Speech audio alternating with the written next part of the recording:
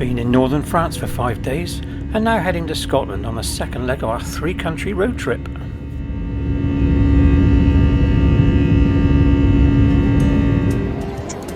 So far it was a nightmare getting here, and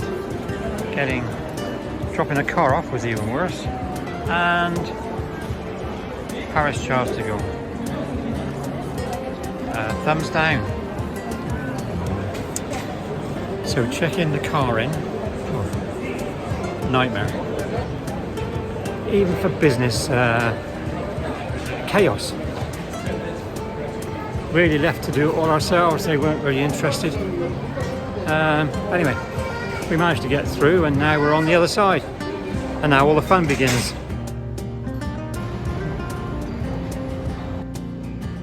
Such a good thumbs down, Charles de Gaulle.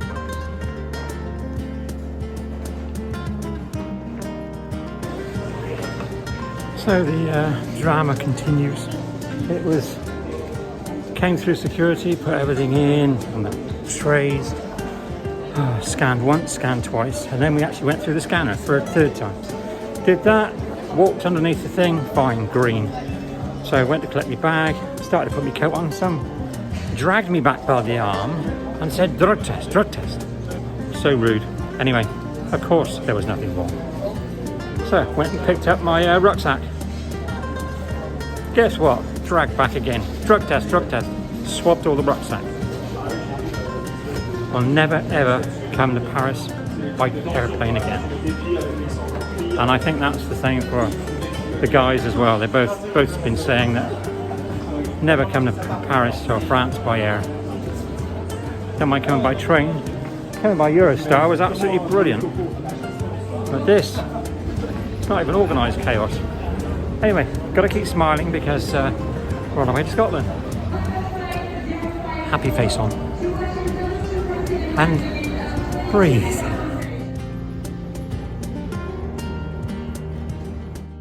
As we clear the terminal, we head down the taxiway to line up on 26 right. Charles de Gaulle covers a huge area.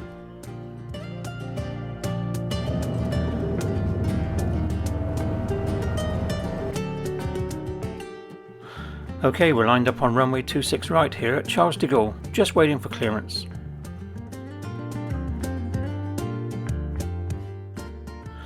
You can probably feel the engine starting to spool up now. And here we go, we are rolling. That's the steady acceleration. You get pushed back into your seat a bit as the speed builds. Paris is still all around us now, but not for long.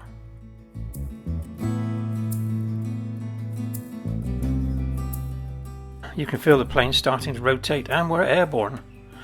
Gears coming up and already you can see the airport dropping away beneath us.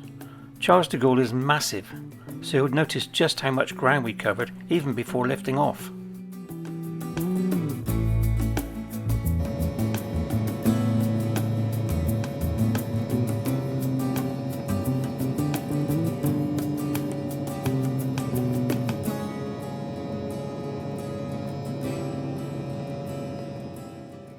We're climbing out heading to the west now.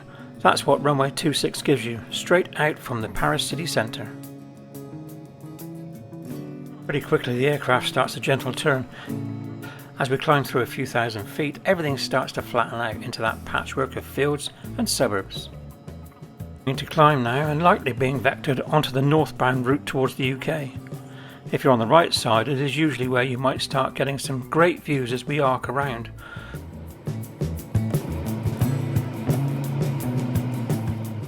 We're climbing steadily now, passing through the lower cloud layers, and this is where the journey really begins. Cruising altitude of around 34 to 36,000 feet and a cruising speed of around 450 to 500 knots. It was a pretty clear day and we could see the country and terrain below.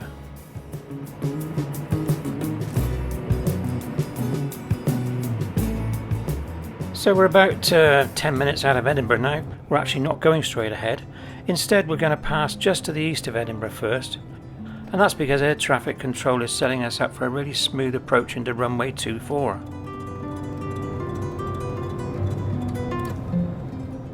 We're coming up over Musselburgh now. If you look down that stretch of green is Royal Musselburgh Golf Club, one of the oldest golf courses in the world. From up here it looks tiny, but it's a pretty cool landmark to spot. We're continuing north, heading out over the Firth of Forth, and this is where it starts to get really scenic. Off in the distance ahead is the coastline of Fife.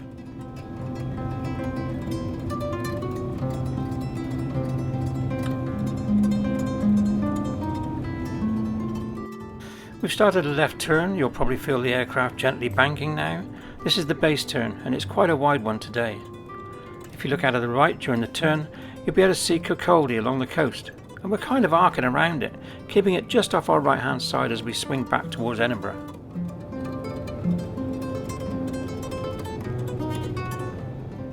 We're passing near Kinghorn, over on the right, and at this point we're lining ourselves up with the runway.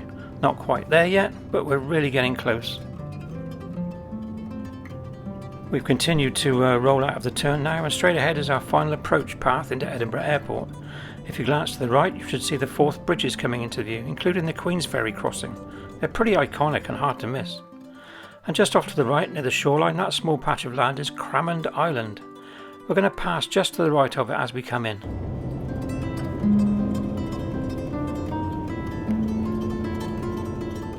From here it's a straight run. The aircraft is now fully lined up with runway 24 and descending steadily. You might notice the engine's getting quieter as a reduced speed. Landing gear should be down now, and we're on a nice stable glide path, and you'll probably start to see more detail on the ground. Roads, buildings, cars.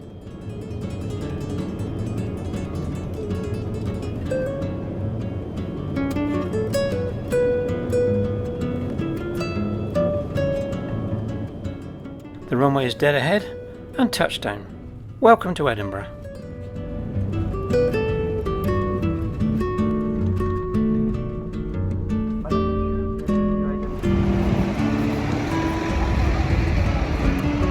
Edinburgh.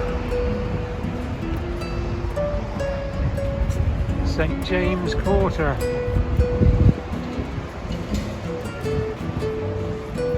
Well, I was up at 6 this morning, it's now 8 o'clock. Just parked the car and then we'll be back to the hotel.